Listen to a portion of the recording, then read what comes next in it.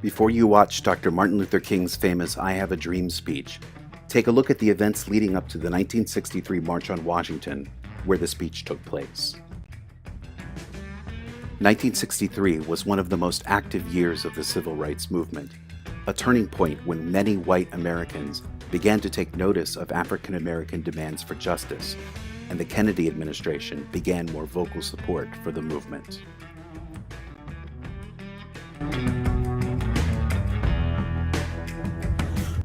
The year began with George Wallace, one of the staunchest segregationists in the nation, being sworn in as governor of Alabama, pledging in his inaugural speech, "Segregation now, segregation tomorrow, segregation forever."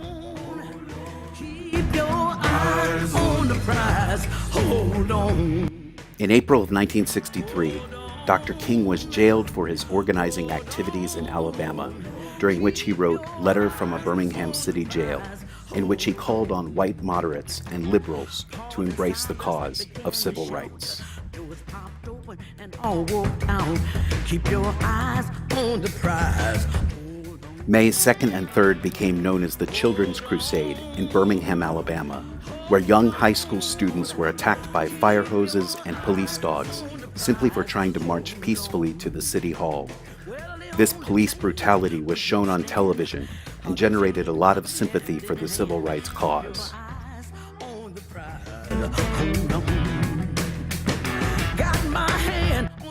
The events of that spring seemed to come to a boil on one terrible day in June 11th, 1963. The day began with Governor George Wallace making a symbolic stand at the University of Alabama to attempt to keep African American students from registering at the school. He was escorted from the campus by a federalized National Guard. That night, President Kennedy addressed the nation from the Oval Office for the first time on the issue of civil rights. Kennedy said, "100 years have passed since President Lincoln freed the slaves, yet their heirs, their grandsons, are not fully free. And this nation, for all its hopes and all its boasts, will not be fully free until all its citizens are free." That same night, Medgar Evers, the field organizer of the NAACP in Mississippi, was shot dead in front of his home by a white citizens' council.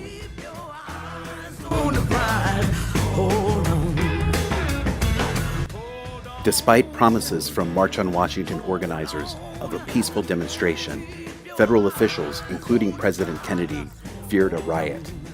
In the 10 weeks leading up to King's I Have a Dream speech, there were 758 demonstrations in 186 cities, resulting in 14,733 arrests. Hold on.